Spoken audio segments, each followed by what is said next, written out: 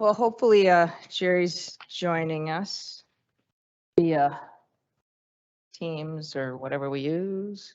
Call the November Park District Board of Commissioners meeting to order. Consent agenda. Do we have anything to change on the agenda? No changes, Madam President. Okay. So we have the consent agenda. Do I have a motion to approve the consent agenda? So moved. Second. President, Commissioner Russett has tested me. He has network problems on his end right now. Okay. He's trying. Okay. Hopefully he'll be on before we get to vital matters. How's that? Dave, please pull the board. Commissioner Griggs. Aye. Commissioner Deutsch. Aye. Commissioner Morgan. Aye. Commissioner Dawson. Aye. Motion carries. Regular agenda, first item is recognition of audience and public comments. So at this time, the board will hear comments from the public. We ask that each speaker who has signed up to address the board come up to the microphone and state their name and address for the record. We would also ask that the speakers refrain from using this forum to criticize or complain about a specific employee by name. The board's interested in your comments and will listen carefully, but is not obligated to respond to or debate issues in this forum. Should you desire a written response to a specific question, you may request it. This evening, each speaker will be allotted a maximum of 3 minutes. As a point of order, if any speaker wishes to talk later in the agenda, comments are limited only to the agenda item at hand, and speakers must first be recognized by only the Fargo Park Board President before coming to the microphone. Otherwise, the speaker may be ruled out of order and additional measures may be taken up to or including removal from the meeting. The Fargo Park Board President, however, does not have to engage in dialogue with the additional speakers, and we ask that you respect this request and act accordingly. At this time, I believe we have 4 people who would like to speak. Yes, that is correct. And Madam President, I'll keep track of the time for 3 minutes and I'll Okay. give a 1-minute warning. Sounds good. Thank you.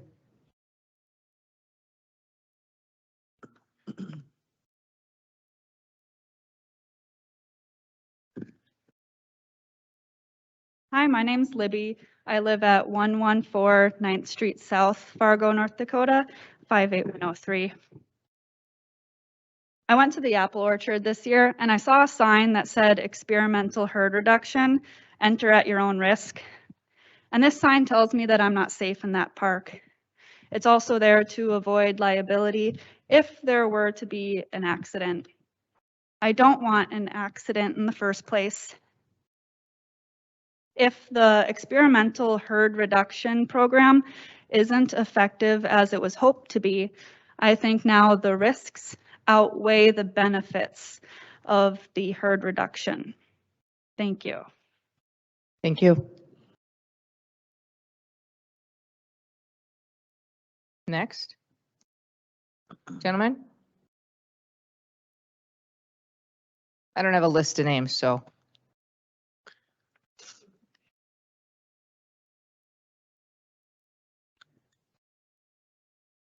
Richard Thomas, 7390 14th Street South, Fargo. Thank you, Park Board, for giving me the opportunity to speak tonight regarding park safety and park goers feeling safe and welcome while in the river and nature parks. The Fargo Nature Parks have are a bedrock foundation to the park system. Fargo has a grand tradition going back well over a century. In the late 1800s and early 1900s, it was common for people to meet at Island Park and enjoy nature and the trails and the walkways. Bicycling had just come into vogue and it was a very popular sport in the parks.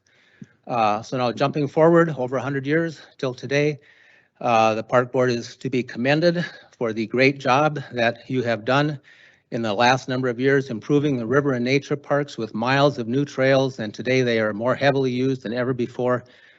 But unfortunately, park goers do not feel safe, and they need to feel safe and welcome while using Fargo's nature parks.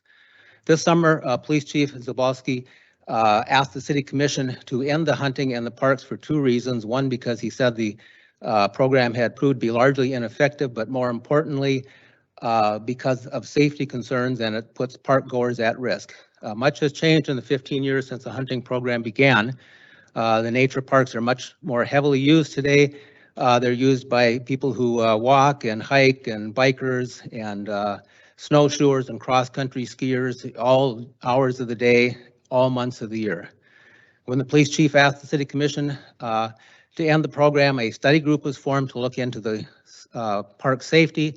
I audited the study group and found that little was discussed about park goers' safety. It was said by a member of the group that park goers had no safety concerns. I didn't believe this to be true, so I spent several days in the nature parks talking to park goers and collected hundreds of signatures from people who wanted to end the hunting in the occupied parks because they're concerned about safety and the safety of their children. So whether it's real or perceived, park goers do not feel safety or welcome while in the parks while this program continues. When people enter the nature parks, they see a sign posted that says enter at your own risk. Some people load the kids back in the car and leave, or they just avoid the parks altogether.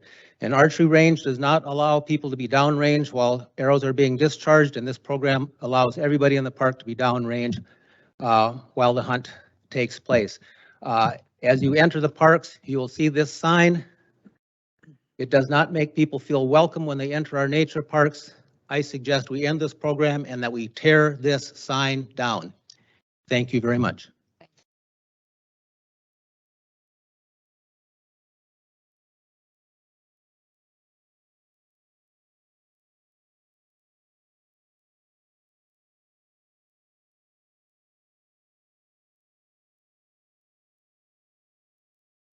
Yeah, I'm Christopher Cohn at 337 10th Avenue South, apartment 9 in Fargo, 58103. I was going to talk about this sign too. It's the experimental herd reduction archery season being held in this on this premise September 1 to January 31st, and it's posted it in each of the nature parks, or at least the ones that I've been to. There's 3 that I've been to in the South parks, and to me, at the bottom of the sign, the enter at your own risk with an exclamation mark really is a admission that the park isn't safe when the archery season is going on. So whether you're on the trail or you're off the trail, just coming into the park, you're not necessarily safe. So furthermore, I did attend the study group meeting. 2 of the panelists were hunters who are part of the wildlife management program. And you know, when this issue was brought about, the chief of police, one of his main focus was safety, public safety, and the hunters concentrated instead on hunter safety. And I was bothered by that. They really did not have a concept of public safety. So that's very concerning. And lastly, I'd just like to hand in some additional petition signatures. So permission to approach commissioners, or should I hand them in over here? Either way, you can give them to Kevin. 1 minute. Thank you, Christopher. Thank you.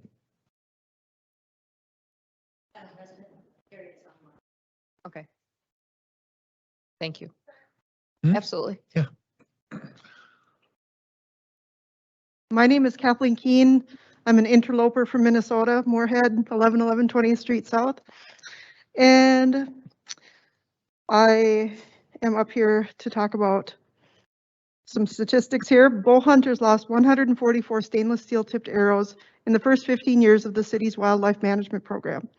Due to how the arrow tips are shaped, one tip will always face upward. Stainless steel will last forever in our local environment. And a child found one by stepping on it. That's all. Thank you. Thank you.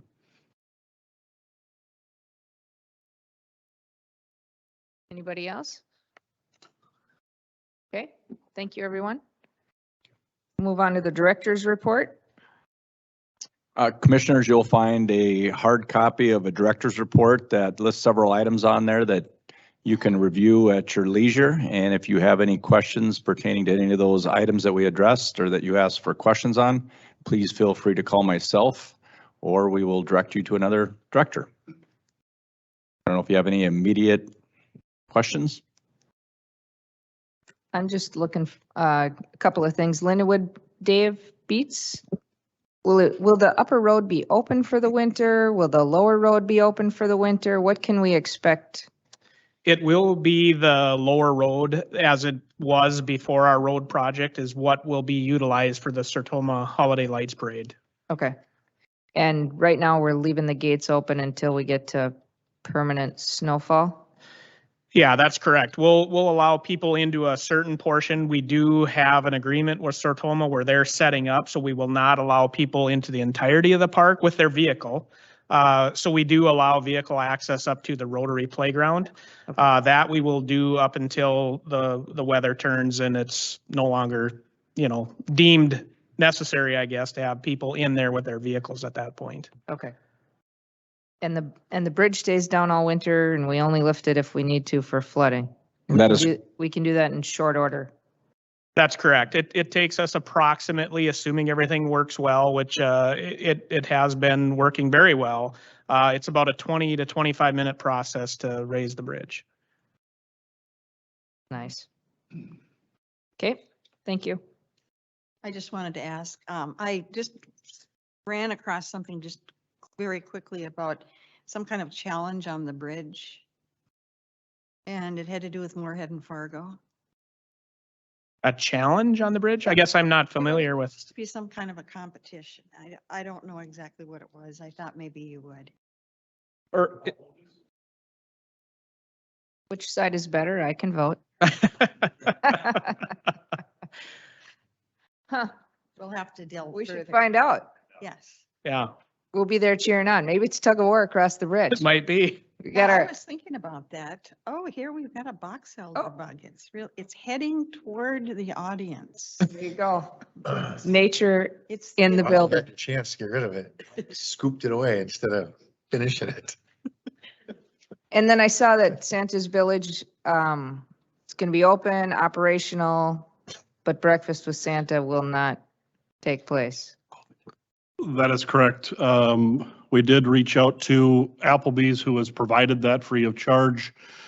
Staffing is an issue. We contacted other organizations, other restaurants. They ran into the same issue. Talking with Brenton Niesemeyer from the Cass Public Health, his concern was in the bunkhouse spending 2 hours with Santa in the same room. We'd have to cut that in thirds. And obviously they'd mask up, but his recommendation was to postpone it for another year. So we'll be able to visit Santa. Yep. We just won't have breakfast with him. So it'll be more like it has been than last year. Yeah, well, you'll be able to take pictures with Santa. We'll just have it set up. There'll be separate chairs. You won't be able to sit on his lap. He's got him and Mrs. Claus has some underlying health issues as well. So, but they've been vaccinated. So, Okay. Thank you. thank you. And you also gave us some urban hunt information. I don't know if you guys read through the information from the city commission, but that's interesting to read as well and to note where it is. I think it's not our program, but obviously it takes place in parkland. And so it's definitely important for us to pay attention to it and see how this transpires and what our involvement is going forward. But yeah, if there's anybody has suggestions on how to make it safer or protect the people who want to enjoy the parks for other reasons, I'm definitely interested. So I wanted to mention that I did read something about the various possibilities of an arrangement with the city of Fargo. One of them was that there was the potential for not allowing the bow hunting on park properties. So if we were thinking about the river and properties that don't belong to the park, what is left? Is there, well, here you go, Don. oh, is that it? The Yeah. ma- So- Commissioner Moore, yeah, there are so some the yellow- intermingled so the city yellow is property along there. city, Yeah. And the green is park and the red is private. This would be North Fargo. Cardinal Minch, is that still in play now that it's been So it's a- domesticated, if you want to call it that? Okay, Developed, yeah, there you go. mixture. Is that still in play the same way as it was before, even though there's housing in there, is like there? The peninsula behind it to the east of it. And of course, you know, I read in here about, obviously not shooting across sidewalks, walking trails, parking lots within certain distances of many, many things. And I think right now, it's see what the city decides before we make a stance for ourselves, since it's their program. So would the program still be considered effective if the park district withdrew? It would probably be less effective if the city decided just to use their property. I mean, you're taking several of the breeding places away from the deer, or that the deer could hide, I guess, so. Yeah, it would just reduce the effectiveness of it.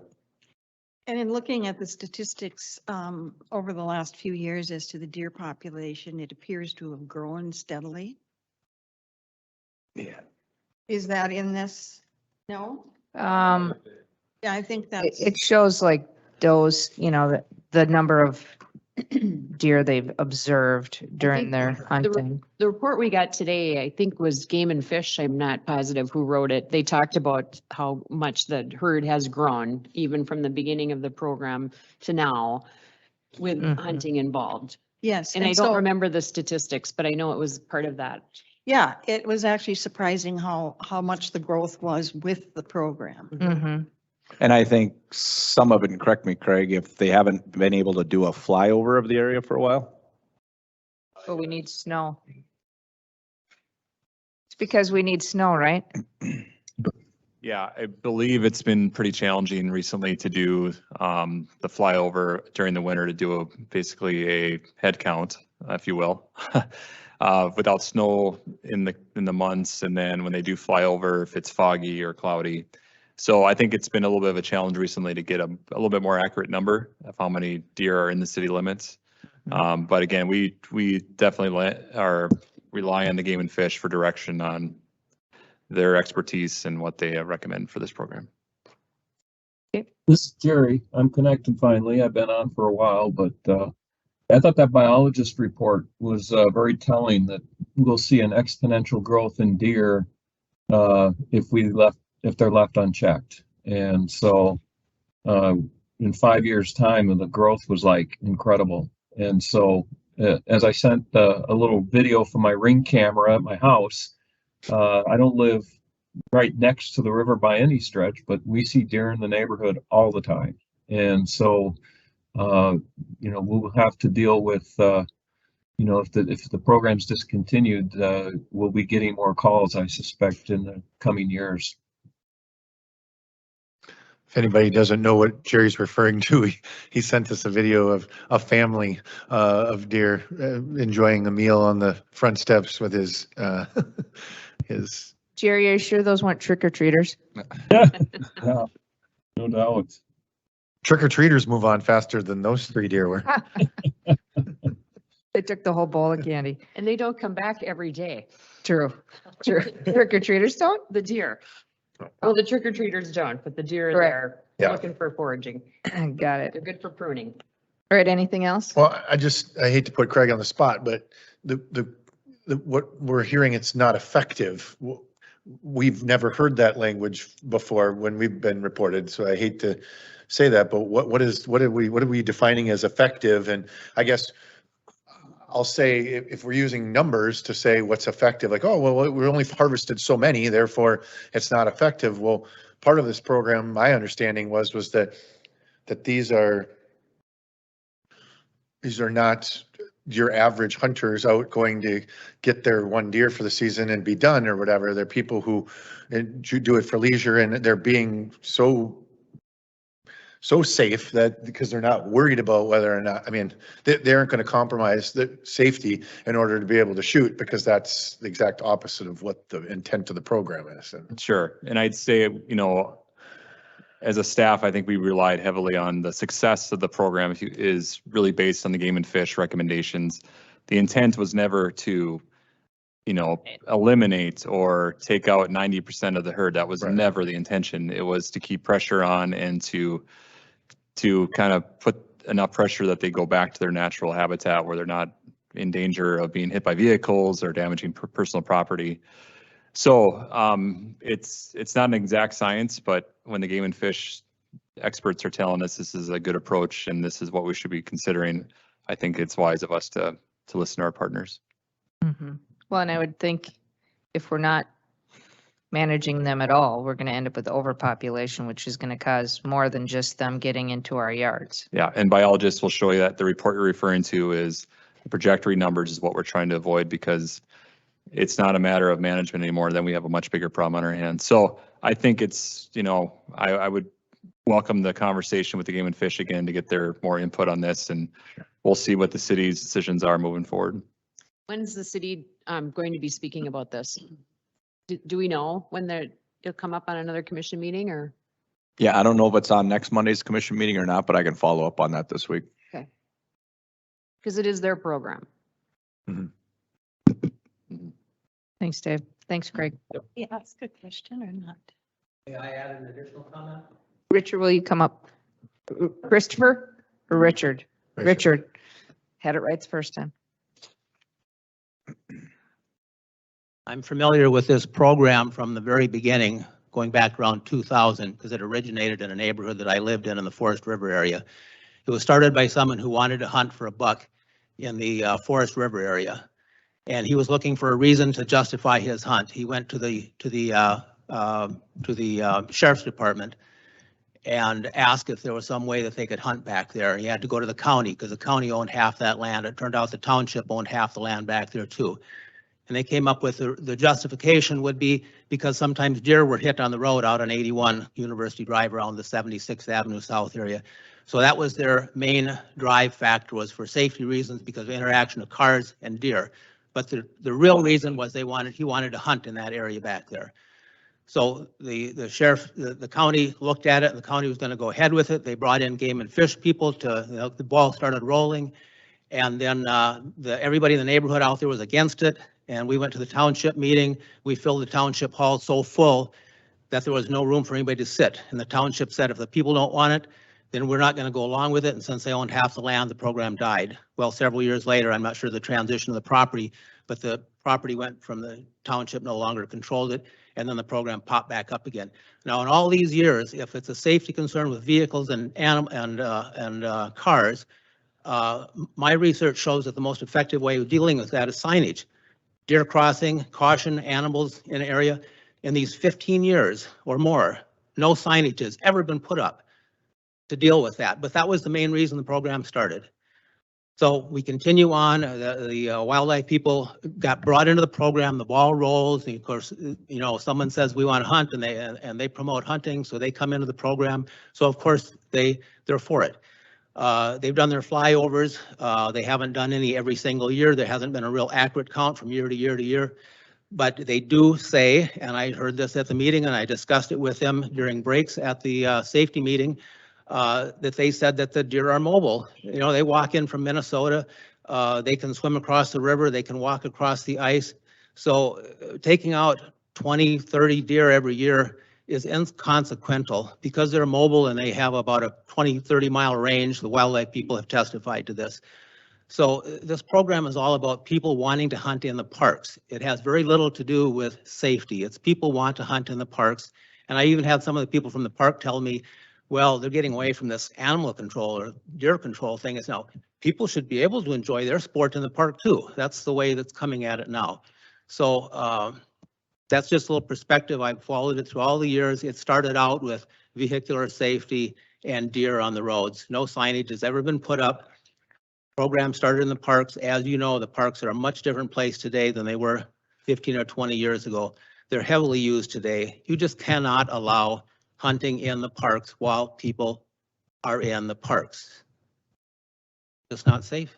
And people don't feel welcome and safe in the parks.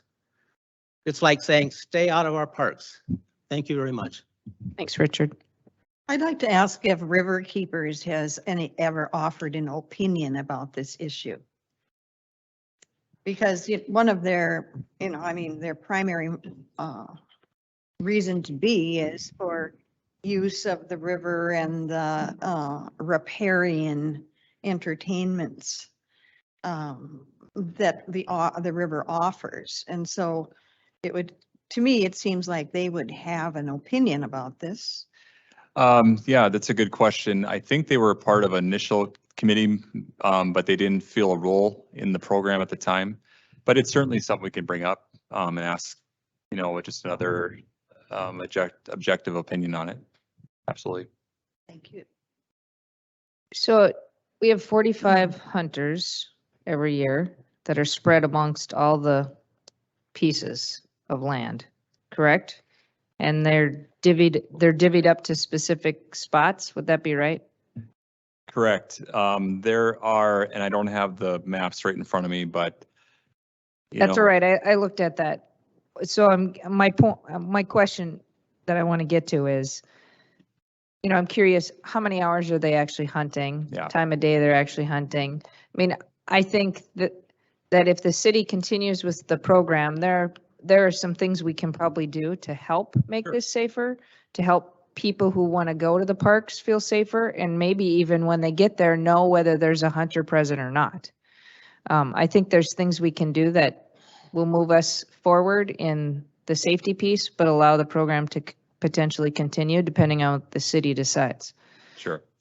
So I just ballpark, there might be, I'd say 15 to 20 different locations that people are parceled to, and they're assigned to those locations. So you could have 3 to 4 people that are assigned to a large park area. The training is very specific about if there are other people in the park, they're not to be in the park. They go when the weather's terrible or early in the morning when there's no one else there. So I think there's a misconception here that's being talked about that aspect of it. So, we talk in depth at the training about public safety. So I think those pieces of information would be helpful to people.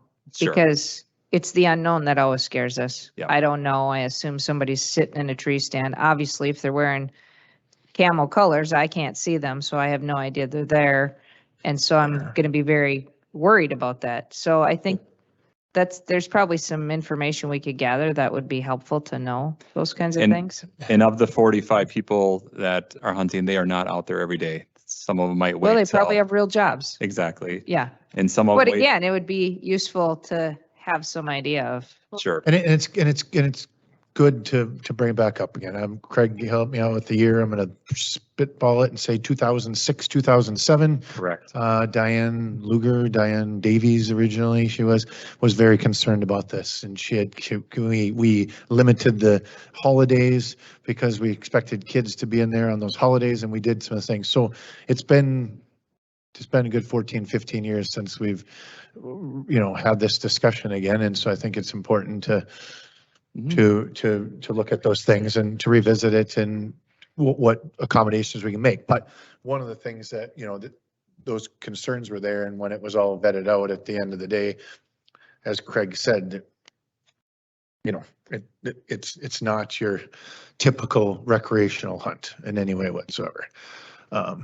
But again, I'm not justifying it one way or another. I'm just saying that it's not a recreational hunt. Yeah. And until the city. It's not intention is to be. Until the city decides what they're going to do, Yeah. we might as well sit back and wait and react. And then I think if they continue it and we decide to continue to be a partner with it, we need to look at our signage better because the sign is alarming.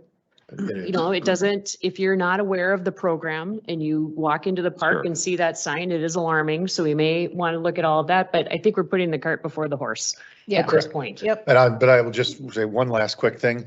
100% that what you're telling me, I know to be true, but 100% agree with them that the signage tells a completely different story. Sure. So Yep. I'll go. that at minimum needs to be. So yeah, if we pay addressed. attention to what the city does, Yep. and when we know, then we can make a decision after that. Well, one other comment I'd like to make is that I think there are two issues here. One is the bow hunting, whether that's recreational and if that's something that the city and the park district are providing, or whether the primary goal is the removal of the deer.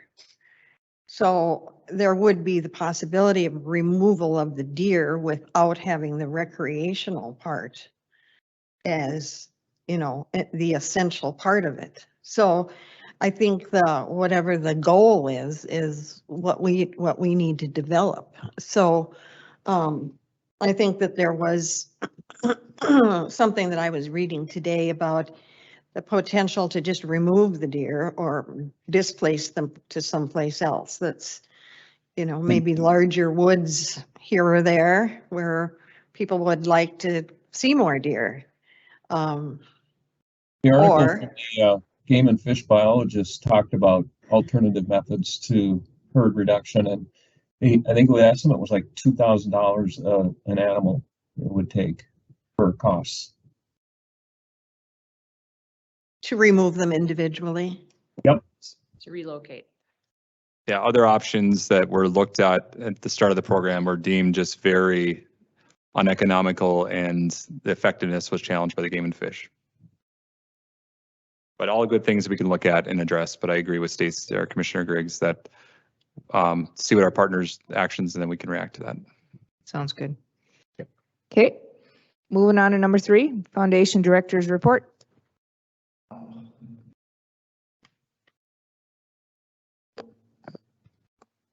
Thank you, Madam Chair. Not a tremendous amount of information on the Park District Foundation. Our next board meeting is on Monday, so on the 15th at 1:30.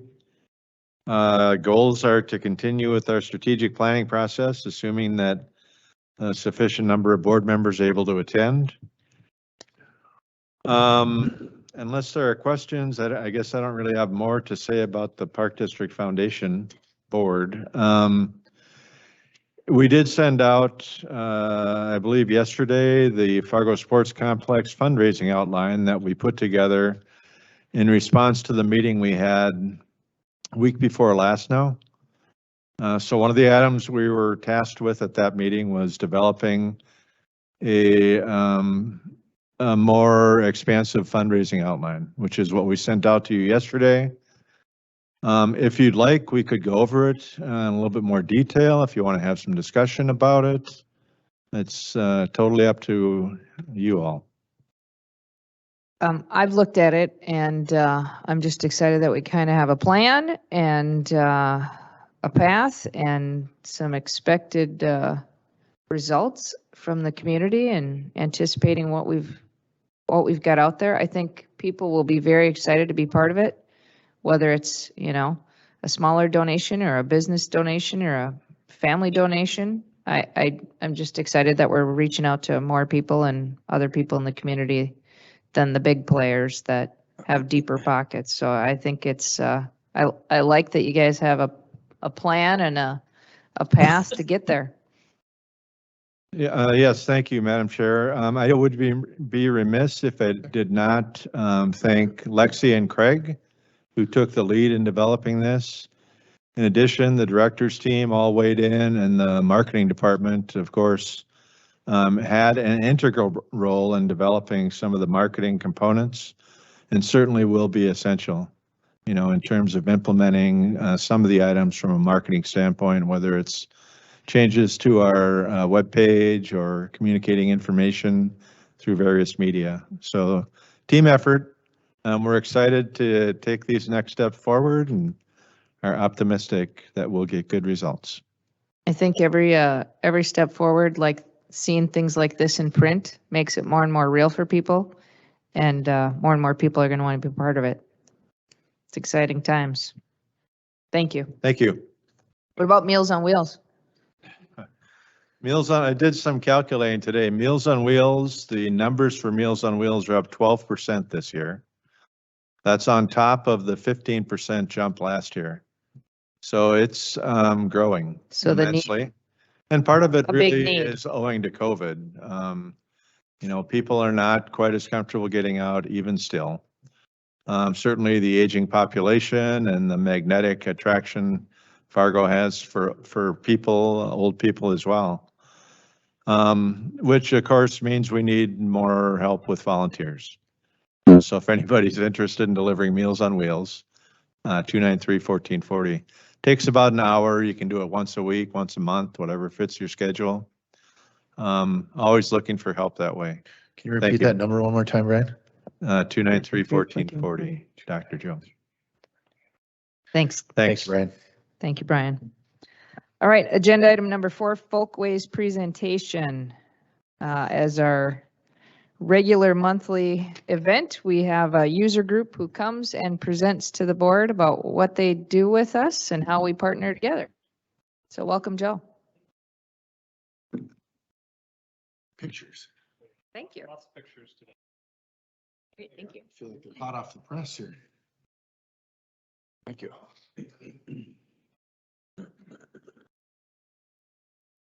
Great to be here with all of you this evening. Thanks so much for the invitation from Dave to present with all of you. I'm accompanied by my co-director, Simone, and one of our board members, Alexander Cusa, to share a little bit about what Folkways is and what we're up to. So just going to give a quick overview. I have about 10 minutes today just to share a little bit about the programs that we run, the collaborations with the Parks Department, and what we're looking at for the future. We started Folkways back in 2015, Simone and I did. And at the time, we'd both moved back from major metros, and we were really asking ourselves, what's going to differentiate Fargo to be a great place to live? What are things that we missed in these major metros that we were a part of coming back here as young adults, thinking about being part of community, and really said, what does it look like to have a quality of life nonprofit?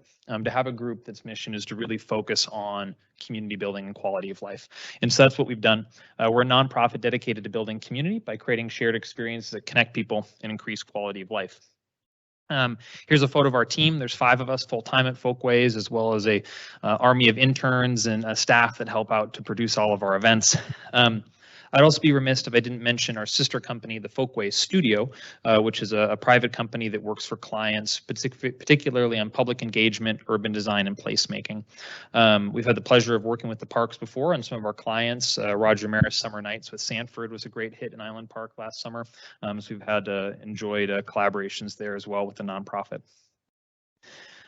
We have 4 primary programs that I just want to touch on today: the Red River Market, Night Bazaar, and the Canoe Parade. In addition to these community events, we also do a fair bit of work in public art, as well as some community installations. So here's a photo from the farmers market just this summer. Fun photo from our Chris Kindle market. Photo from Night Bazaar, also at the Broadway Square. Wonderful photo of the Canoe Parade. This is a super fun event. We launched from Viking Ship Park, collaboration with Moorhead Parks and River Keepers. And then the light tunnel over at Viking Ship Park, which again was a collaborative project with the city of Moorhead and the Moorhead Parks Department. A lot of our work is thinking about how do you create those moments to have people slow down, to really capture something beautiful. I think social media, there's a lot we can learn about the human psyche from it and challenges, but also at the same time, it's a moment for people to celebrate a moment and want to share with their community. And we always think those postcard moments, those iconic elements like this are just so fun for our community to have. Like I said, we've done a number of murals around downtown Fargo as well. I'm really thinking about how do we activate overlooked corners in downtown. Some of these really are trying to be pop moments. We want folks to come downtown dressed up, take a photo, explore different pockets of downtown Fargo. I'm a big believer that more foot traffic means it's safer. If there's more people exploring downtown, it's a better space for everyone. This is a new cow mural we just did over by Worst Beer Hall, which is pretty fun. So a teammate of ours, Leslie Ann Bugle, who's an artist. This was the seventh season of the Red River Farmers Market. It's amazing the journey we've been on from when we started in 2015. This year we had the pleasure and real joy to be at Broadway Square. It was amazing to see this space come to life and to be able to bring the farmers market to 2nd Avenue. Grateful for the opportunity to work with Parks on this signature event. It really is, as many people say, the heartbeat of our community in a lot of ways. We run 17 weekends starting in July all the way through the end of October. We also do 4 off-season events, and those are a chance for us to move to other parts of the community. So we've done those in West Fargo, we've done them in Moorhead, indoors and outdoors, but another part of our work. The mission for the farmers market is to create a space where all people can experience the joys of local food. I've got some fun photos here. So this is a photo from our very first year in 2015, which is actually on 2nd Avenue. So when we started in 2015, it was just a dream of a Broadway square. And we started the farmers market there and thought, boy, maybe someday we'll be back here. I like to describe the old US Bank Square as a bit post-Soviet in terms of the environment that was there. And we only had a couple of vendors. That very first year, we said success would be 8 vendors and 500 people. I'm a big believer in this idea of radical incrementalism. There's no such thing as an overnight success. It takes lots of little steps to get somewhere, and particularly working with farmers, it didn't matter if we had 5,000 people show up because there's only so much that you plant in the spring. Well, that opening day, we had 1,000 people and 10 vendors. So that low bar really meant success for us as we were able to open the season. This is a photo from 2018. This is over at the Forum where we were for 2 years. Wonderful partner of ours. We use their parking lot. And you can see in the foreground, we've got the turf, we've got the big shade structure, all the umbrellas, really simulating what we thought would be Broadway Square. We said, how do we start to activate spaces in downtown Fargo to get people used to sitting outside, used to dining in public, and to come for these community events? Here's a photo from this year. Downtown on Saturdays. It was amazing. I mean, day after day, it was just quintessential, beautiful farmers market weather with thousands of people attending.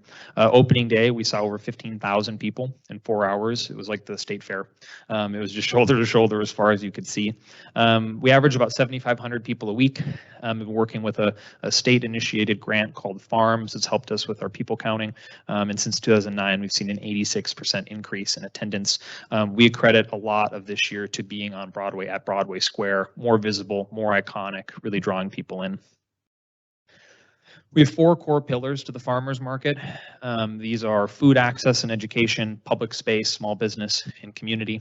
To touch on a couple of these, for food education and food access, we do a food demonstration every Saturday at the farmers market. There's samples, there's menus that you can take. Really trying to make sure that people understand the farmers market is a place for everyone to learn about food. We also do a SNAPS Ebt Match program. So if someone is on WIC or Double Bucks through the state program, we have a spend some, get some match. So if you spend $15, you get $15. And that's all made possible through individual donors on Giving Hearts Day, as well as groups like Blue Cross Blue Shield that specifically give to that fund. We think public space is a really important part of community. Small business, we work with over 80 small businesses at the farmers market. About a dozen of those have launched at the farmers market. One amazing success story is the juice box. Renee started at the farmers market. It was her second business that she'd done, and said, hey, I want to start this thing when we started the farmers market. Just 2 weeks ago, she opened up a storefront out in West Fargo and has a physical location and is still selling at the market every week. I want to give a quick story. So we just have so many families and kids that come to the farmers market. It's a really amazing part of our mission. And we were doing a farmers market over in West Fargo at Willow Park Elementary School, which is just tucked behind Blue Cross Blue Shield on the edge of Fargo and West Fargo. And I went into the elementary school doing kind of the routine, hey, cars in the parking lot, we got a farmers market tomorrow. And for those of you that have had children or work with children, I walked into the space and all of a sudden I just hear this gaggle, and it was running towards the door. I had really no idea what was going on. Finally, I seen an adult after school program with the Y over at the elementary school. And the kids were so excited about the birthday party, and they just kept going on about the birthday party. And I was, double thumbs up, awesome. I was like, hey, just here to make sure there aren't any cars in the parking lot tomorrow. And finally, one of the kids pointed at me and said, farmers, birthday party, the farmers market. And I looked down, I was wearing a farmers market t-shirt. And the kids were going on about how one of their classmates was going to have their birthday party at the farmers market the next day. And they were so excited that it was out the front door of the elementary school where they had their after school program. So I left just with a big smile on my face. I said, how sweet, this is so fun that you've got a bunch of 8-year-olds that are so excited about the farmers market. And a woman gets out of her car to pick up a child and sees me and says, oh, hey, you're with the farmers market. We're here tomorrow. I said, sure are. She said, we love it. We live a half block from here. I'm so excited to be at the farmers market. And again, I'm just this is so wonderful. This is why we have, a public event like this. And I hear this voice come out of the elementary school, Mom, the birthday party tomorrow. This mother was picking up her son they're going to have their birthday party at the farmers market. We really have a vision for the farmers market when we think about a theory of change for our community. And it really comes down to families and youth. We really believe that there's a generation of kids in our community that through coming to a public event, to having the variety of music, the variety of flavors, just this public diverse environment, that in 20 years, we're going to have a generation that is more compassionate, more civically engaged, and more inclusive simply by being at the farmers market. And we see that as we hear anecdotes from parents where their kids know when opening day is before they do. They're like, I don't know why they know, but they're like, well, we have to go to the farmers market on opening day, Mom. It's like, we got to go bake pies. And whatever it may be, it's just really fun to see just youth be excited about the farmers market. Another one of our events that we do at the Broadway Square is the Night Bazaar. The goal for this event is really to be an engaging space for folks working downtown to invite their families to come and be a part of it. You know, as we knew the square was coming into the future, we started thinking about the possibility of being a programming partner and what sort of key signature events could really help drive traffic at Broadway Square. We know that night markets are hugely popular around the globe, major metros. We really asked ourselves, how do we have a unique event within Fargo-Moorhead that also gives you a taste of something that's a major metro? When we have people come to the Night Bazaar or the farmers market, they often say, man, I only thought I could see this in Chicago. Or boy, I've heard of this in some other city, but I didn't think Fargo could have it. And so we really like to have those moments where we can say Fargo can be best in class, and it doesn't matter how big we are, we can have these cool signature events.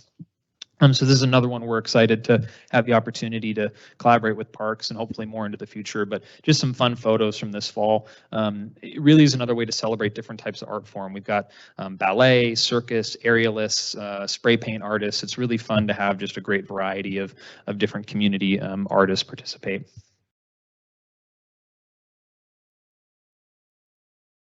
Here's our team all dressed up for the Night Bazaar.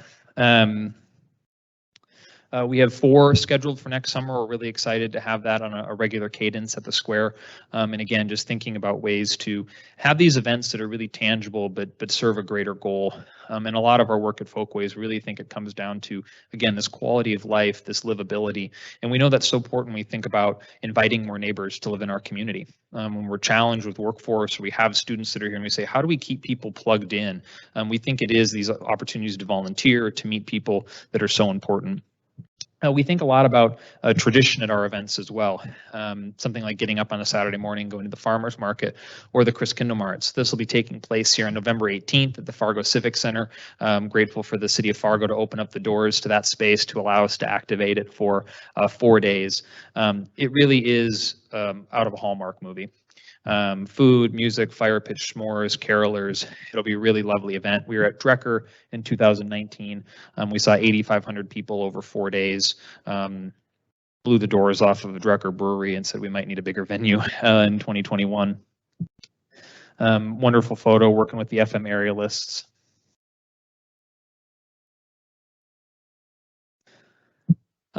We've got a full schedule for the road ahead in 2022. We start off with February. We've got a winter market again in March, April, and May. And then really come June is when things start ramping up. We'll do a Night Bazaar in June and then the farmers market in July, rounding out a year from now with another Chris Kindle Mart. Again, really appreciate the opportunity to come and share. We're grateful for the collaboration with the city and activating a space, or excuse me, with all of you at the parks and activating Broadway Square. We find that a lot of work is in relationship with public institutions. You know, as a small nonprofit, we're able to be nimble and creative. These events have grown incrementally over time with great support from the community. And we're excited to be able to share about a little bit of our impact in the community with all of you tonight. Happy to answer any questions. Again, thank you for allowing us to be here tonight. I have a question. I just noticed that with the success of Folkways at Broadway Square, that it's been expanding out onto some of the other streets and avenues. And every time I'm down there, I see that it's growing larger. And so I was just wondering if is that okay with the city? Do you have any problems with them making those arrangements? Yeah, so we've become very familiar with the street closing permit and our colleague Jason Baker over in the engineering department. No, we're really grateful to be on the street. You know, in the last couple of years in 18 and 19 or 19 and 20, as well as 17 and 18, we were on private parking lots. And we really ran into space constraints. There's only so many ways you can put a 10 by 10 tent into a parking lot and have enough space. And so this year there's a little bit of construction on 2nd Avenue. So we were rotating our layout. But we see in the future a potential where you have this farmer's market almost as sort of cultural fascia that connects the square all the way to the Civic Quad. And then you could have 2nd Avenue closed all the way from City Hall to Broadway Square. And so as we look at our layouts, we have room to be able to grow block over block. And the city's been accommodating and supportive of us closing the street. 2nd Avenue is key for our success at Broadway Square. I think people at first thought we were crazy when we said, we're not going to put any tents in the square. So what do you mean? So now it's the living room, right? That's the play, that's the hanging out. You know, we'll have all the vendors on the street and really be able to use the square for the potential that's there. The fountain has been a total blast. I mean, the turf, as you can see in one of our photos, we invested in these blue blocks, which have been super fun, that kids love.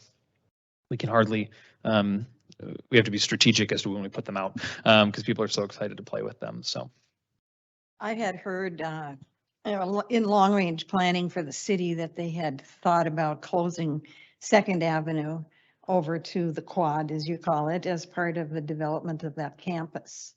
So is that what you were referring to? Yeah, I mean, whether it's closed to cars or not, I mean, I think we would love to see automatic bollards on 2nd Avenue. So you hit the remote control and the bollards come up out of the ground and the street's closed versus we do a lot of coning, which is something that we've come quite proficient in. So dragging cones around. I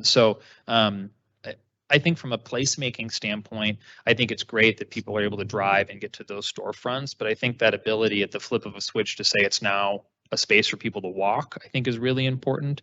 And I think like many parts of the world, there's a way to do the concrete where when there aren't cars there, you hardly know it's a street. So I think that would be our preference versus closing it. I think we can look back to some ideas like Broadway, turning it into a walking mall. Good idea on paper, didn't quite manifest. I'm not sure if closing 2nd Avenue is necessarily the answer, but.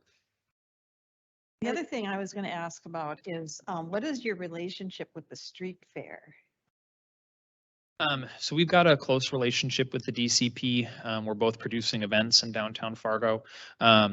We this year, being at Broadway Square and with the street fair, elected to do a Sunday farmers market, which we'd never done before. And it worked really well. It was nice to sort of have this continuation of the street fair, Thursday, Friday, Saturday, and then Sunday to have the farmers market.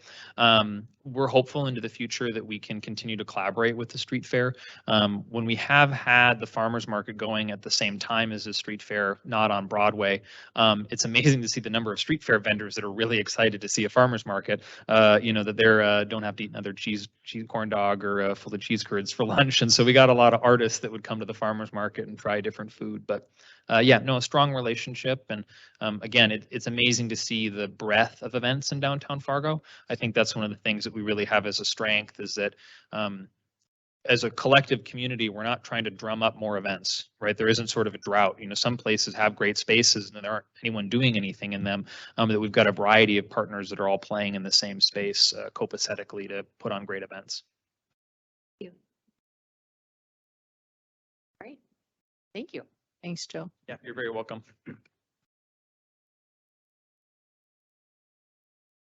All right, moving on to agenda item number 5.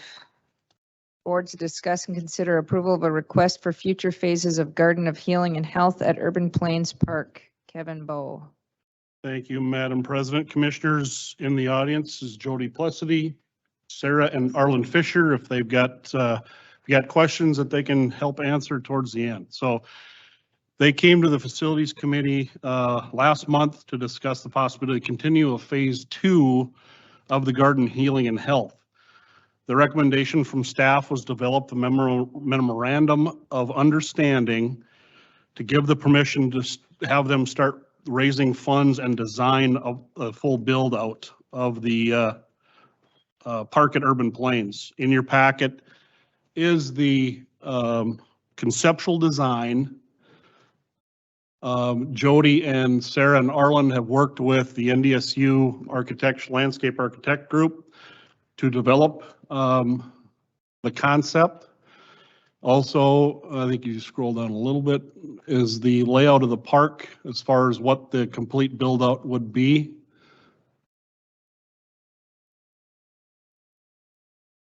I think you just have to scroll down a little more, Carolyn.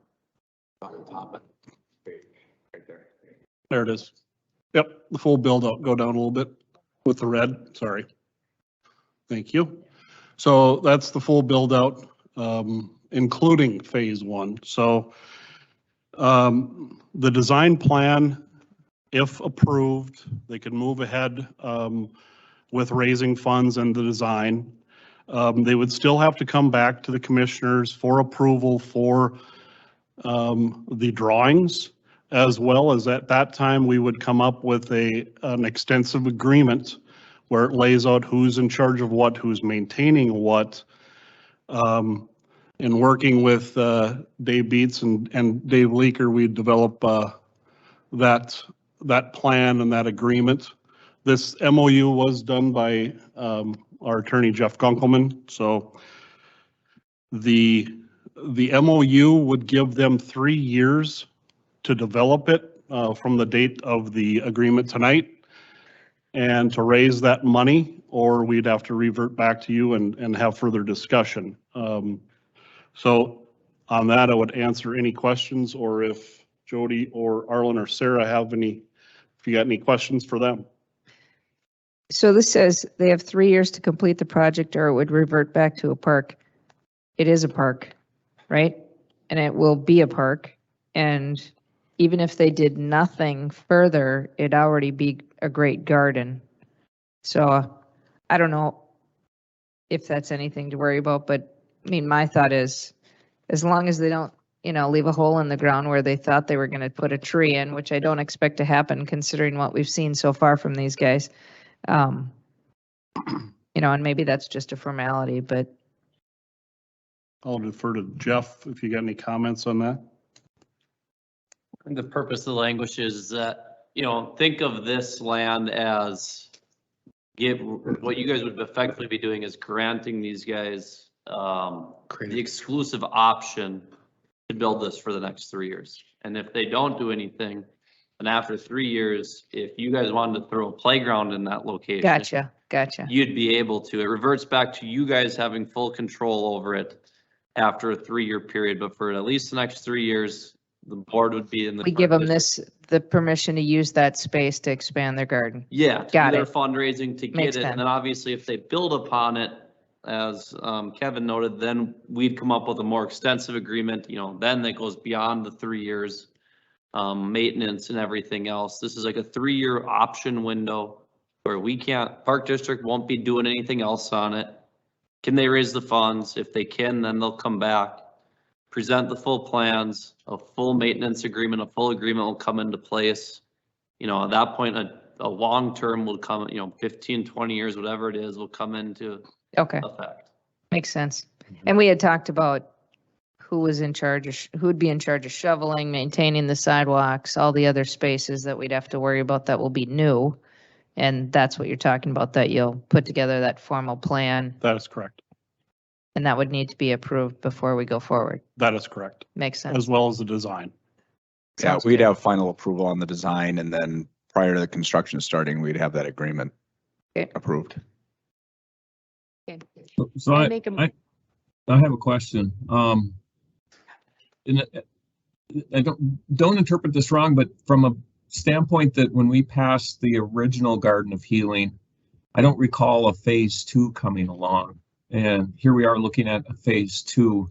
Is there a phase 3 or a phase 4? I mean, when do we know we have reached the pinnacle of what we want to get accomplished here? Because I guess I'm a little bit, I'm not against the project, but I just don't know, is this the end now, or could we see phase 3? And I don't know the answer to that. I just kind of would be interested in knowing where this is ultimately going to end up. So Jerry, Arlen, and Sarah and Jody will speak on that one. Carolyn, can you scroll to the next page just so we can see? There you go, kind of a closer idea. This is Arlen Fisher. It's less about phases, it's more constrained about the land size. So, I mean, if we can raise all the funds in the next year to do the full piece of land that we're asking for, that roughly 100 by 300 feet, then it would be done in one additional phase, so there'd be 2 phases. Now, we may look at it and say, we come up and maybe we acquire, or we raise 500,000 in the next year. We'll come back to the park district, say, well, hey, what if we break it up into, this is phase 2, and then the next following year, we'd get additional 500,000 to build phase 3. So does that make sense? It's hard for me to say it's just 2 phases, but what I can say is we are restricting it to the land of roughly 100 by 300 feet between 32nd Avenue, 51st Avenue, and the first gazebo that comes up. So the footprint we're looking at, that is the end game. Is that what you're saying? Yes. How does that affect the MOU when we're blocking off the 100 by 300 for 3 years? And then if they come back with a 5-year plan, I mean, what would happen under that? I hadn't thought of that till you said that. Yeah, I think the way that's where I was a little lost with the 3 years to complete the project. The point is that you guys don't want to be bound to not being able to do anything on this project for 10 years if they can't raise funds for 10 years. So that's the purpose of the 3 years. It doesn't mean, I mean, if We can't do an extension at. yeah, at so that now point. let's just say that they only can construct 50 of the 50 by 300 feet within the 3 years. You guys would work on an agreement, and at that time you guys could decide, or the board could decide, you know, do we want to extend this for the other 50 feet that they can't do?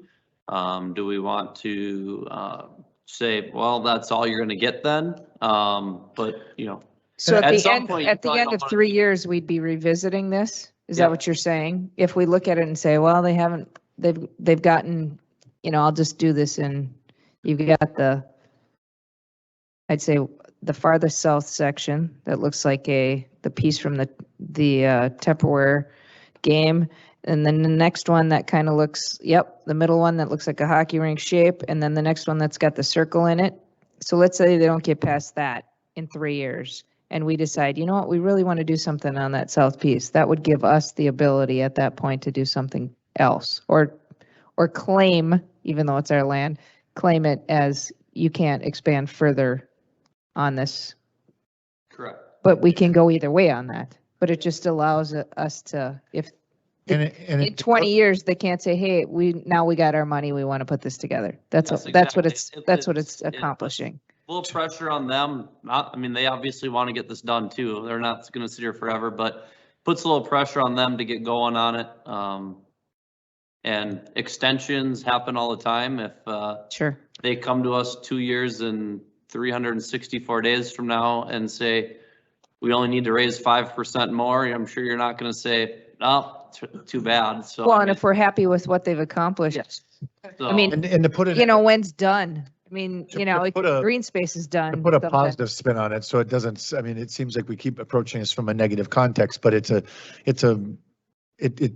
keeps you motivated, it keeps you focused, keeps you in contact with us, it keeps us checking in, and we've gotten ourselves into relationships in the past, and when I say past, I mean past, but well, what's the deal with that situation there in the park? Well, we agreed to, you know, allow them, and it just died, and now they've got it tied up, blah, blah, blah. So it's accountability on both of our ends to make sure, and it's Makes motivation. It's kind of like my assignments to my students. If I waited till the last day of the semester and I said, all right, everybody turn in all your assignments for the semester, some people would be like, oh, shoot, what was due again? You know, I mean, it's just checking in. It helps everybody stay motivated and focused, and what can we do to help them maybe? I mean, you know, and so it all makes sense, and I think it's win-win for everybody. Jody Plessity here, and the goal is to raise $1 million and build it next summer, just so everybody knows that's our mission. Yeah. So, you know, hey, if we only raise half of it by next summer, we're going to come back or even let you guys know this is where we're at. obviously we're collaborating with you guys and we want you to be a part of what we're trying to do. So.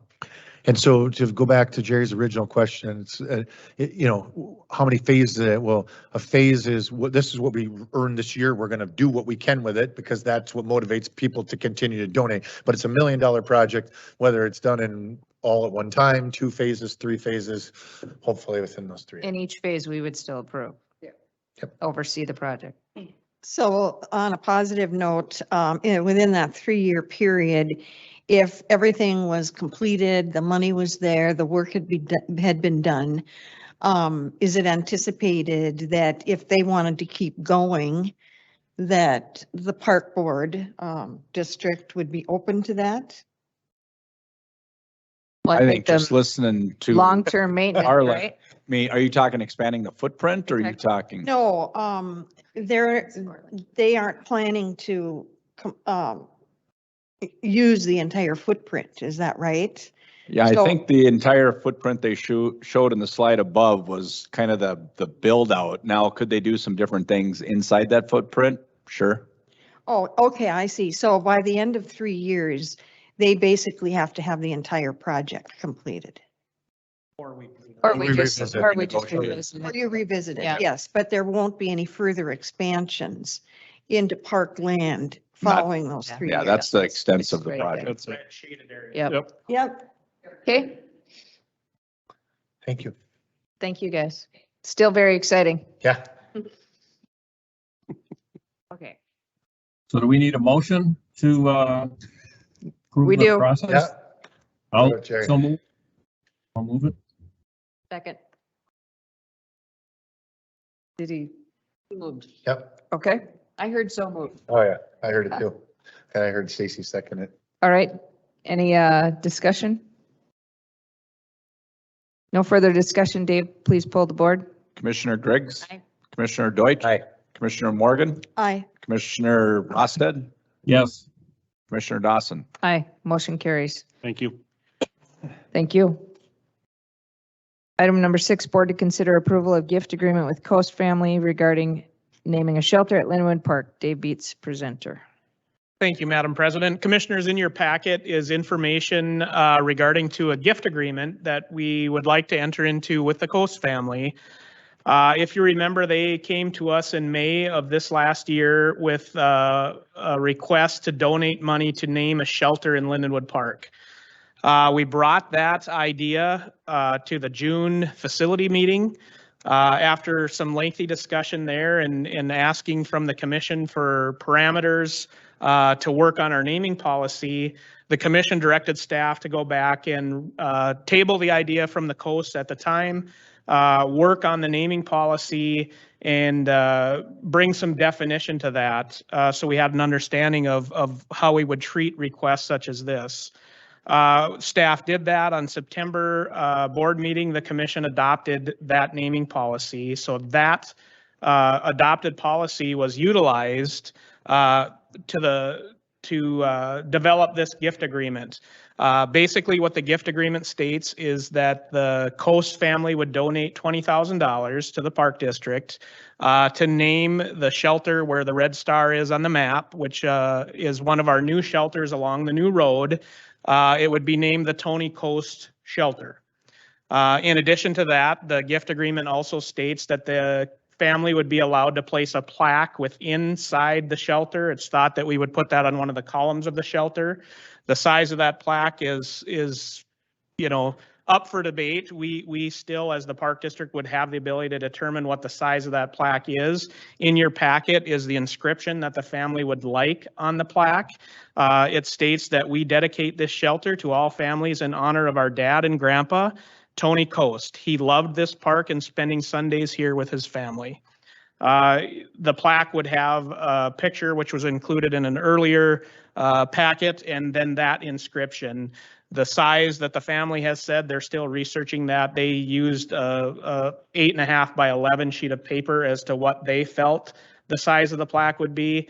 I think it's going to be a little bit larger than that, but again, we as staff members would still hold the keys to making sure that we adhere to something that doesn't get so large and out of bounds essentially for what would fit in that shelter. So that's kind of it in a nutshell. I'd be happy to try and field any questions you may have.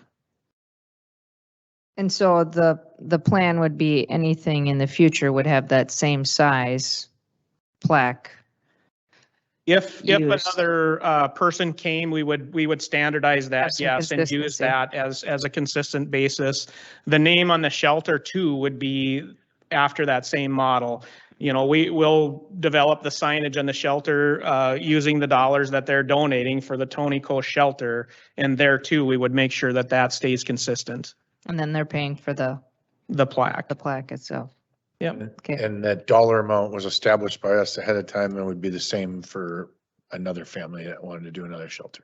If it was this same style of shelter, that's the beauty, I think, of what the commission asked the staff to do was bring some more definition to our naming policy. It's still, we talk about this a lot with our policies being restrictive enough so we keep conformity, but also being open enough to allow staff that flexibility to work with potential donors. So I believe that policy does that, and that was used as a guideline, as would be any other donation of this type. Do we have any plaques now in any of our shelters? Not in any of our shelters that I'm aware of. I know we have a sign on the Yunker farm that, designates the importance of that building and when it was established, but nothing yet in our shelters. Yeah. We move to approve the naming rights shelter to Linwood. I make a motion to approve the gift agreement from the Coast family as it relates to the naming of the shelter at Linwood Park. Second. Any further discussion? Hearing none. Dave, please pull the board. Commissioner Griggs, Aye. Commissioner Deutsch. Aye. Commissioner Morgan, Aye. Commissioner Rosted, Yes. Commissioner Dawson. Aye. Motion carries. Thank you, commissioners. Thank you. Thanks, David. Agenda item number 7, board to discuss and consider approval of 2022 budget adjustment Island Park pool operations. Brock Leets, presenter. Thank you, Madam President and Commissioners. What we have in front of you for consideration today is a line item adjustment in the 2022 budget for the operations of the Island Park Pool. As you may recall, at the October board meeting, you did approve the 2022 operating budget for the Fargo Park District. We have since taken that budget to the county for certification. In that process, or at that same meeting, you also made a decision to align the Island Park pool replacement and renovation to be completed at the same time or following the completion of the Island Park master plan. We brought you the 2022 budget with the anticipation that the Island Park pool would be closed for renovation next summer. Aligning that with the master plan allows us to have the pool open, and so we needed to put the operational cost back into the budget. We worked as a director's team and specifically with Dave Beets in looking at a capital project pertaining to the Osgood Golf Course, and we can realign a repair of the irrigation into a future year, which allows us to reallocate those dollars and not affect the bottom line of the budget. So what we're bringing you today is us adding back $146,000 in revenue to include revenue for Island Park Pool as well as concession operation at Island Park Pool, and then putting back in the expense accounts totaling $324,384 for expenses for both the pool and the concessions as well. Those dollars are being reallocated, $400,000 from Osgood irrigation, and the balance will be put into the capital projects fund for future use. And we'll just use that as part of our capital projects going forward. So I will be happy to answer any questions you may have about that. So the plan, would the plan be that 221,802, would that be to, it's going into the capital fund, but kind of put a little asterisk by it that we're going to use it the following year for the Osgood irrigation project? Yeah, correct, Madam President. We certainly can assign or dedicate those funds however we choose, and we could build a line item for that irrigation. In visiting with Dave Beets, we aren't certain that would happen next year. It may happen in the following year. I think it's a timing thing, but we certainly can allocate that within our capital projects fund specifically for that, to give us a head start on that project. Yeah. When we talked about it at the meeting last week or 2 weeks ago, you were confident that we're okay with not doing this project this coming summer. We won't be impacted by it. You have parts available that you can MacGyver what you need to without suffering for the course. So, Correct. That's correct. okay. Sounds good. Thank you. Do we have a motion? I move to approve the 2022 budget adjustment as presented. Second. We have a motion and a second. Any further discussion? Hearing none. Dave, please pull the board. Commissioner Griggs? Aye. Commissioner Deutsch? Aye. Commissioner Morgan? Aye. Commissioner Rosted? Yes. Commissioner Dawson? Aye. Motion carries. Thank you, commissioners. Thank you. Item number 8, board to consider approval of capital projects funding and authorize administration to work with construction manager to solicit bids for the Fargo Sports Complex. Brock Leitz, presenter. And commissioners, I'll try not to steal too much of Brock's thunder, but just to give a little introduction of this project. I think we've all been waiting for this day that, we can actually take that big step forward. As Brian's presented earlier with, the great help of all his team, the director's team, marketing, all the other staff at the Park District. I think we're going to take that next step in fundraising. I was just part of a meeting this morning with, our steering committee, and we've got some good leads out there that are helping them secure some additional names that we already have and add to our list. We're going to reach out to the Chamber of Commerce for that, the major gift donations, and then also that second tier donations where every citizens from the Fargo, Moorhead area can participate in this great project. I think it's a game changer for the city of Fargo, for the area around Fargo. It's going to be generational. I don't want to leave out Island Park Pool too, because that's also going to have a tremendous impact to the residents of Fargo and the surrounding community. So the commissioners asked us to look to take that next step for fundraising and also look for an alternate funding solutions. I think as a Park District team and our directors team, we've kind of found that path. And I think as Brock will explain here in a second, a bridge forward. It's been a crazy construction season for probably a year and a half. And I think this is one way that we can secure our gross maximum price at this time and then while we still continue to fundraise. So with that, I will turn it over for the down and dirty details and turn it over to Brock. All right, thank you, Dave. Thanks, Madam Dave. President and Commissioners, what we have for your consideration today, as Dave alluded to, is really a path forward for us to proceed with soliciting bids for the Fargo Sports Complex. And really, it's about two major capital projects. As you know, we've been discussing for some time the Fargo Sports Complex and the Island Park Pool renovation and replacement. We see those as having two, rather than being two individual projects, certainly projects that need to be done in totality. And the Fargo Sports Complex has an estimated cost in the spring of 22 of $78.6 million. And the Island Park Pool project, as we talked about realigning that with completing the Island Park Master Plan, we would start that in the fall of 22 at an estimated cost of $16.9 million for a total of capital projects of $95.5 million. What really drove this conversation as we came out of the October 5th meeting is what happens if we have to wait 6 to 12 months to secure the private funding. And we worked with our partners, McGough Construction Services, as well as JLG Architects. And we understand that in the current in construction environment, there's a potential that we could see a 10% escalator in costs. And when we start to think about that, in the Fargo Sports Complex alone, that becomes a $7 million cost increase. And trying to be good stewards of taxpayer dollars and making sure that we can get the most out of the dollars available as well as the scope of the project, we felt it important to try to bring you an option to save that $7 million while we bring this forward.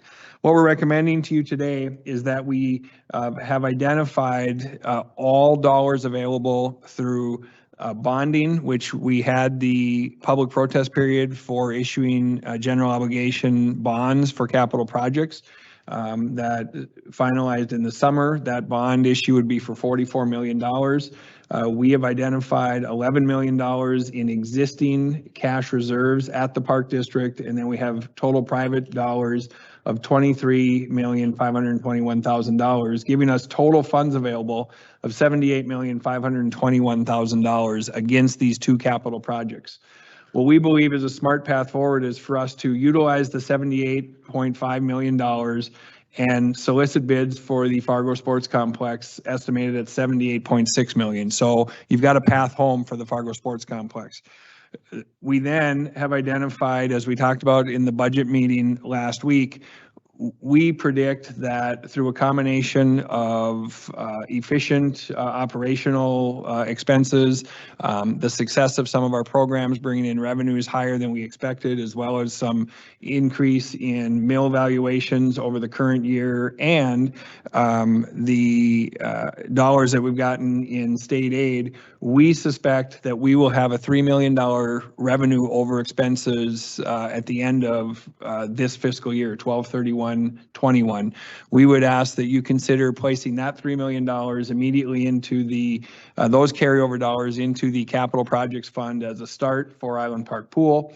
We then, as you recall, in the current operating year, we increased the operational mill by 1 mill a year ago to help with capital projects. That mill had been dedicated to getting the Linwood Park project done. We have worked with our financial advisors. We've worked with some lending institutions in town, and we understand that if we were to take on additional debt, we could service that debt with that existing mill. So you could take on additional debt without taking on an additional tax burden to the public. And over a 20-year period, you could service $10.2 million in debt. So if you total that, we'd have $13.2 million against the $16.9 million of the Island Park Pool, really giving us total revenues of $91.7 million against $95.5 million. That leaves us a shortfall of $3.7 million, almost $3.8 million. As Dave alluded to and Brian talked about earlier, we have a very detailed plan for fundraising. We really do see this as a bridge to the fundraising plan and the continued efforts to put private dollars into this and have it truly be a public-private partnership. But in an effort to minimize the impact of increased construction costs, we feel it wise to make the best use of the dollars available today and have any of those public dollars replenished by the efforts of the fundraising. And it's really just a bridge to get us to that. We feel good about the fundraising efforts. You've discussed those earlier this evening, and I think we have a plan to help bridge that gap. And knowing that when we prepare for breaking ground on Island Park Pool, we would only incur the debt needed. That's less the fundraising efforts that have happened. So what you're seeing on the screen would be the worst case scenario for the debt needed from the Park District. The reality is there would be an offset from the fundraising efforts. With that, we certainly will answer any questions that you may have. And I would agree with Dave that this is a pretty monumental opportunity for the Park District. And I think now a path to see both projects break ground and get underway and completed on the time frame that we had originally hoped. Thank you for putting Thank that you. together. Yeah. Thank you And- for explaining it in terms. And to the directors who got your pencils out and worked together as a team to come up with this plan. Just when I say, let's go. That's what you say, let's go. Barry, let's go has 3 O's. Let's go. No, it's all good. Yeah, it's very exciting times. Obviously with this many zeros involved, it's it's easy to be nervous and scared, and that's okay. But also very excited about what this can do for our community going forward and into the future and far beyond our time here at the Park District for all of us. So,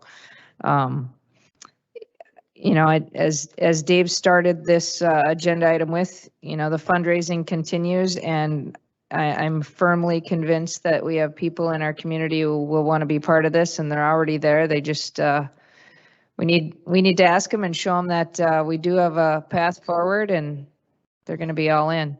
They're already there. They just don't know it. That's right. So Craig, why are you sitting over there? Get going.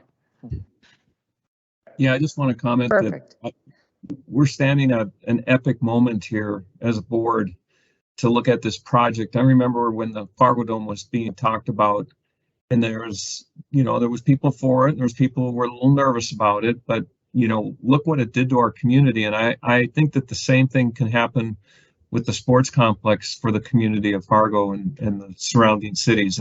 It's going to be just an epic game changer. It'll be great to see it come to fruition after a lot of hard work from a lot of people. Agreed. And more Absolutely. hard work to come. Yeah, I mean, I think the commitment that the CVB made is a testament to the impact I think it's going to have on our community and the future of our society. And I'm going to tell the story one more time, and I promise never to tell it again, but it's the Shaq story of every single time NDSU went and fundraised the monies they needed to move forward with the project, they came back and realized that the cost increased. So I think it's, obviously being good stewards of our taxpayer dollars to take the opportunity to move forward and potentially save several $1 million is the right path to get this thing going and get a shovel in the ground so that we can continue to fundraise and get to that dollar amount that we've anticipated. Okay, very good. Oh, Jerry, Nothing. you there? So- Okay. Okay. All right. Do we have a motion or anything further anyone wants to add? All right. I move to approve the capital projects funding model as presented and authorize administration to work with the construction manager to solicit bids for the Fargo Sports Complex. Second. Jerry, when you're online, you're just always going to be a little behind. I should have said second while Stacy was talking. Yeah. Oh, Jerry, give Jerry the second. Jeff. No, that's fine. All right. Any further discussion? Biggest decision we're going to make here. Today? Or in the history of the Park Today. District. Either or. Today. But a great one nonetheless. All right. Dave, please pull the board. Commissioner Griggs, Aye. Commissioner Deutsch, Aye. Commissioner Morgan, Aye. Commissioner Rosted, Yes. Commissioner Dawson. Aye. Motion carries. So on behalf of the staff and everything, we'd just like to say thank you for the commissioners for your support for this 2 projects and, the support and the staff. So thank you. And Vicky, now what do you say? Let's go. And before we adjourn though, I would say reciprocate and say thank you to our staff. This has been a series of meetings, emotional meetings over the last couple of weeks, and by no means are we anywhere near the end, but you definitely took our feelings and directives to heart and found a path forward and put together a fundraising plan that is in depth and hopefully going to be effective. And so I'm super excited about the future and much appreciated of everybody's efforts to get us where we are today. I think it's important to be that this is a huge project. Mhm. Like Vicky said, one of the biggest decisions we'll make. And to go slow and be thoughtful along the way so that we protect the house, continue to provide a park system that is as great as we have now, and just lift it up a little bit more with these 2 projects. I think it's okay that it's been a little emotional. A long path. And a long path, but it's all good. Yeah. Okay. Anybody have anything further? I'll move to adjourn. So move.